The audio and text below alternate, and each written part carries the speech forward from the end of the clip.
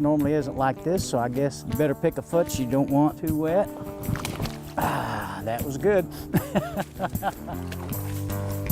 We're hiking a new section of the Florida Trail along the Choctawhatchee River. Over just a few miles, we'll walk through a sampler of North Florida habitat types, and it was made possible through the hard work of volunteers.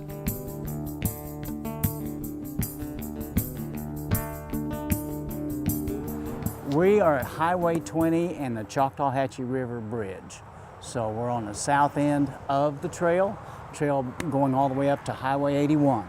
The Florida National Scenic Trail is one of 11 national scenic trails, so it was designated by Congress. It's about 1,300 miles total. I did through hike it.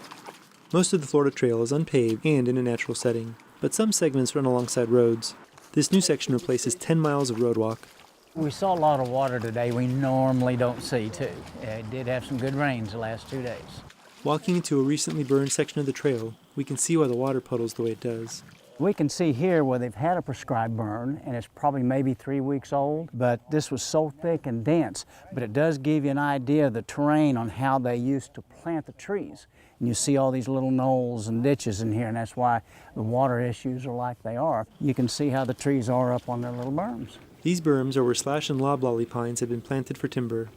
The trail runs through one of the largest efforts to restore the native, fire-dependent longleaf habitat. The Nokuse Plantation is 53,000 acres. That is the largest private natural preserve where they've actually planted over 8 million pine trees here in the longleaf, trying to bring this back to its natural state.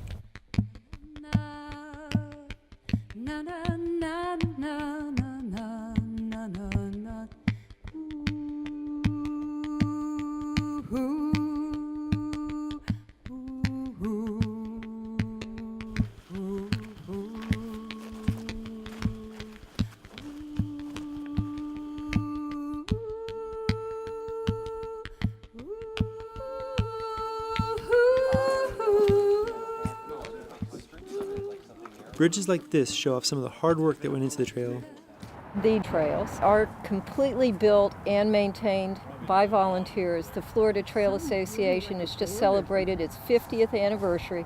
The process probably started 8 or 9 years ago. The real construction, when we really got the crews together, is probably about 2.5 years now. This is a unique area here. It was so thick and we had so bad ridges where they'd done their planting. We actually did come in with a small excavator and actually had to pile up a treadway here. One of the very few places that we do things like it on a trail was in this area because it was so thick to get through. The crown jewel of this trail section took a lot of volunteer hours to build. This is our Cypress Creek crossing. This is a 250-foot elevated boardwalk that we just finished maybe just 3 months ago.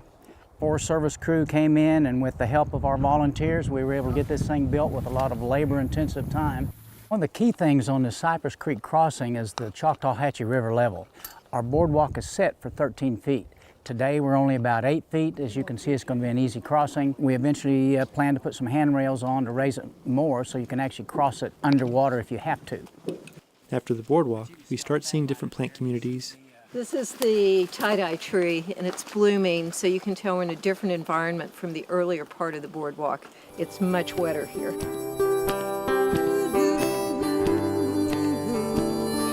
You can hike this trail section in one day, or break it up and camp at one of 2 campsites. Often, brand new sections still have, some tweaking that needs doing. As you saw, this is completely good to go. It's really a fabulous trail. This panhandle area with our longleaf pine forest, the saw palmetto, the gorgeous creeks through the white sand is a particularly nice area. For WFSU, I'm Rob Diaz de Villegas.